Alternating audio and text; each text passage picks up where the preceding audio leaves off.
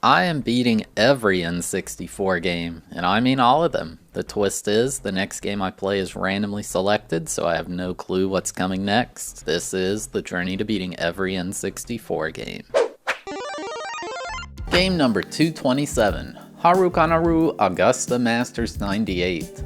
Released exclusively in Japan in 1997, this game was developed and published by TND Soft. So soon after Mario Golf, and we're already back to the Big 18. This is the second golf game they put on the platform after Eiko no St. Andrews, which we played back at Game 168. I kind of hated that game. One of the rare 0 out of 10 enjoyabilities we've seen. Look, golf itself can be fun, but golf video games are hard to do right. If the game is like impossibly difficult, I'd rather just go play the real thing so I can suck there. I don't want to suck at a video game too. Regardless, I really hope they improved upon the formula this time around. I don't want to go through another slog. Let's get into it. Upon booting up the game, we're greeted with a nice little slideshow teaching us all about Augusta, Georgia. I have never heard about Augusta, Georgia in my life.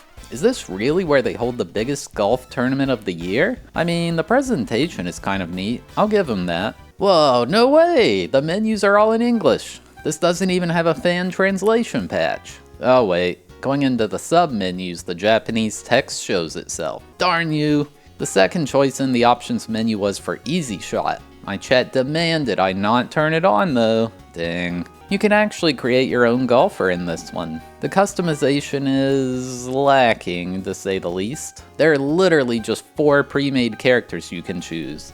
At least you can customize your stats. There are no limitations on them. The 5 stats are driving distance, technique, putting, recovery, and wind. You pick a caddy too, which seems kind of strange. I feel like you're never gonna see this person. As you may be able to guess based on the name of this game, we need to win the Masters tournament to beat it. We have to play through the 18 holes at Augusta National 4 times in a row, and have the lowest cumulative strokes. When you first load up the Masters, it shows off some kind of cinematic flyover of the course, giving you a feel for what's coming up. For each hole, it will show you a flyover view of it, as well as the par value and how many yards to the tee. We're in the Masters, so we aren't doing those members tees. I'm a real pro. Actually, I was completely wrong. There's my caddy right there. Never would have guessed. Kind of looks like they could be modded into Mortal Kombat. When you take a shot, the meter will swing up this curved bar and you want to stop it near the top. Then it comes back down and you need to try to stop it in the center of the green area. It's actually quite strict.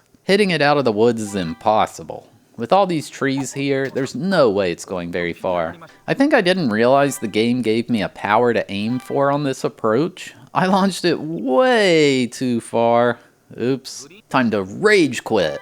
We can't have such a bad hole 1. Ignoring the fact I was supposed to hit it lighter here, this shows what happens if you max out the power meter. If you go into that red zone at the very edge, then you have to get perfect accuracy.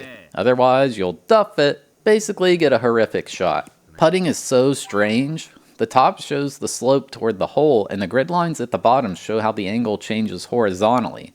I much prefer the way they handle this in Mario Golf. It's also quite hard to judge how hard to hit it. The putter goes 100 feet at max distance, so just put it to that much percentage of it. Harder than it looks. Got my first par on hole 1 finally after resetting like 3 times. Speaking of resetting, this game was really trying to stop me from save scumming it. If you quit out, you can continue where you left off, but it's not from the start of the hole like in Mario Golf. It takes you straight to where you quit out at, so you're stuck with your awful shot. Sometimes you get scammed though. I feel like I put it exactly where it told me to there, but I was way too far over the hole. I hate the bunkers. That continue feature? It's not the only thing. That only persists while the console is on. There's a save and load feature that lasts longer. So if I save before taking a shot, then I can turn the console off, load the game, and retry the shot. Good to know I've got that in my back pocket. Dang, almost got the chip in from the bunker here. I was still resetting a lot, trying to get used to the game. The shooting was certainly nicer than that last game from TNE Soft. That one had me flicking the joystick back to shoot. It was horrible. I had an eagle putt attempt here. Honestly, not too shabby. It's really hard to tell what you need to do on a putt. After about a half hour of sucking horribly, I decided, you know what? Why not turn on that easy shot? Basically what it does is removes the accuracy part of the swing. You just swing for power and then it gives you a good accuracy roll. It made the game more fun in my opinion, so yeah, that's what I went with. As you can see, it's not foolproof. This is a difficult course, so even on good shots, there are hazards waiting. This was a really weird animation of the ball going in the hole. Didn't even show it happening. I'll take the game's word for it. With we'll call it a mild amount of save scumming, I got a birdie on hole 7. I was now at -2, while the leader was currently at -7. I'll take this time to talk about the graphics and audio. The graphics honestly look pretty good for what they are. The course looks pretty nice, and I think they did a good job making the trees look real within the console's limitations.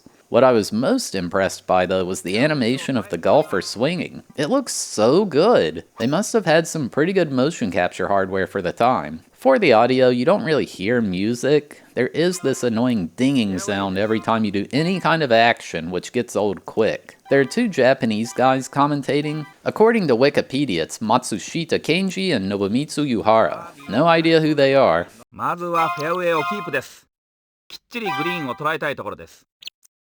After the front 9, you get a nice little intermission showing you how you've done.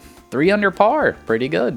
I never would have missed this putt in Mario Golf. It's so impossible to tell how hard to hit it. Why did they make the shot meter all curved instead of just a straight line? I can't even imagine golfing near a water hazard in real life. This would be such an impossibly hard shot, my goodness. Yeah, good luck ever making this putt. I actually thought I'd be good at real putting since I'm good at mini golf, but nope. Putting on a real green is TAS, just like this game is. Nice approach. These par 5s were saving me. The par 3s were way too hard to even attempt to get anything better than par. Ooh, this is a really tough putt. Not even Tiger Woods would have made that one. I was now at -7 through 16 holes. About 120 yards out, this is going to be a super tough shot, and whoa, that was actually so sick. Maybe I'm finally getting good at this game. Actually, I lied. There is a really good song that plays after you finish the first day. Oh, okay. Oh, yeah. Speaks to my soul. I have absolutely no idea what happened on this putt. It like went airborne and somehow landed in the hole. There's no way a ball would do that in real life. So what are we doing now that we finished the 18 holes? Why, we played the exact same 18 holes over again, of course. I've got to play the Augusta National Course 4 times in a row. Gotta love nailing a putt from the fringe. Even making a 10-foot putt in this game is a huge achievement. Or saving par from outside the green? Now that's an incredible shot. I think the wind estimation broke here. The direction just keeps changing all over the place. I'm not sure wind is supposed to do that. I honestly can't believe this one. An eagle! It feels like the hole just kind of sucked the ball in, because it sure looked like it was going to miss. With this massive 39-foot putt for birdie on 18, I was now done with day 2. I was kind of crushing it at this point. I didn't really need to save scum anymore, which saved a good bit of time. Sitting at a nice -15 through 36. 4! Look out, everyone! Yeah, the crowd graphics look bad when you get up close to it. This putt almost leads me to believe the core game physics change when the ball gets close to the hole. There is no way that one went in. It was way off target. Oh, wow, I thought I would get a hole-in-one there. That would be so cool. Too bad. Finished out day 3 with a clean -22. One of the greatest to ever do it. Only 18 holes to go. I'm not sure if this game has out of bounds. If anything should be, this should probably be it, but this led to an absurd chip-in over the crowd. You know, I would move out of the way even if it was Jack Nicklaus himself shooting over me. No way I risked that. How did I end up here? Am I in some kind of abyss? There really is no concept of out of bounds here, huh? This shot kind of kills the physics changing close to the hole theory. That one was so close, but it sure didn't get sucked in. I don't know, it's RNG maybe. And there it is, 72 holes of golf on the same course, and I finish at a respectable 20 under par. It shows a cutscene where you're presented with the Masters trophy and it says, "Congratulations." Then we're greeted with a way too realistic looking cutscene of us being awarded the Master's Jacket. Also getting flashbanged by these cameras. I thought there was no flash photography allowed at PGA events. And then the credits roll. Well, that only took about 3 hours. Not too bad. There's literally only the one golf course, so there's not really much else to look into. So yeah, that's about all there is for this one. Game complete. So yeah, there you have it. My journey to beating Harukanaru Augusta Masters 98. Well, it's certainly a game on the N64. I mean, it was definitely better than Eiko no St. Andrews, but that's not saying much. We went from incredibly awful to quite bad, I guess. Look, the presentation is pretty good for a golf game, but it's just not that fun to me. Only having a single course to play is not exactly interesting for long-term enjoyment. I suppose it's neat that you can customize your own golfer, but it's one of the most bare-bones creation systems I've ever seen. The commentary was pretty good though. I did enjoy it, even if I couldn't understand what they were saying. The shot meter was pretty intuitive too, although I really wish it was just a straight line instead of that curved, warped thing. Maybe they were trying to make it feel like it emulated a real swing? I don't know. Just not a game for me, I guess. But hey, I really did mean all of them. I gave Harukanaru Augusta Masters 98 a 2 out of 10 for enjoyability and a 3.5 out of 10 for difficulty. Alright, thanks for watching. I hope you enjoyed. We had a randomized marble race to determine which game was next, so here's how that played out. Or skip to the timestamp on screen to skip straight to the game selection. We'll pick a random track. The Temple of Steve. Everybody's here, like F-Zero X, Zor Maju Tsukai Densetsu, and even Gex. But only one game can win. Let's see what it is. 3, 2, 1, go! They're off. Down the marbles chute. This is like that thing, you put a quarter in it and it spins around forever. It appears Mahjong 64 is the first down, as well as Star Fox 64. A 0 out of 10 and a 10 out of 10.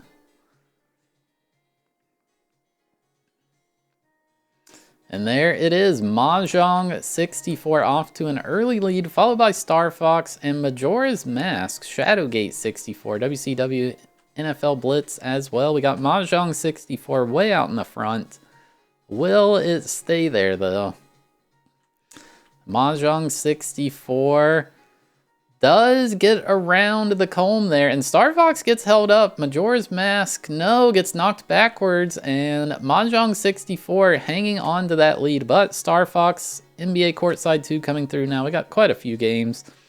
And Mahjong 64 getting bounced around a bit as Madden and Resident Evil 2 are coming through.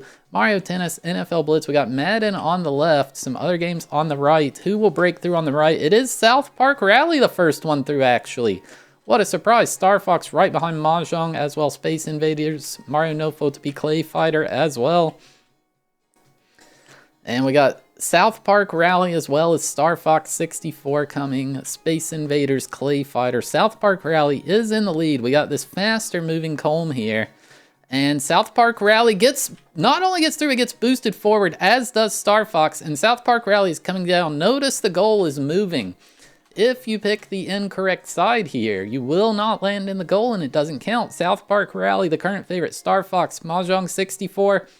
South Park Rally opts for the right side. The goal is there currently. Star Fox going for the left. Mahjong 64 as well. Will the goal move before South Park falls? South Park Rally coming through. It's trying. It's dodging the holes. Oh, and South Park Rally misses it. Goes a bit too late, and the goal moves back. Oh, and it's Super Smash Brothers out of nowhere. Unbelievable, folks. What a finish. It came out of nowhere. Nobody saw this coming. Look at that top 3. Super Smash Bros. F-Zero, Resident Evil 2. Oh my gosh. We had no idea this would happen. Super Smash Brothers takes the win. Oh, wow. That was intense. And there it is. Super Smash Brothers. it has been decided. But yeah, if you're still here watching, you're awesome. Thank you so much. If you had a good time, consider hitting that like button, or maybe even dropping a subscription. Or hey, maybe even watch another one of these videos that's on screen now. And yeah, see you next time.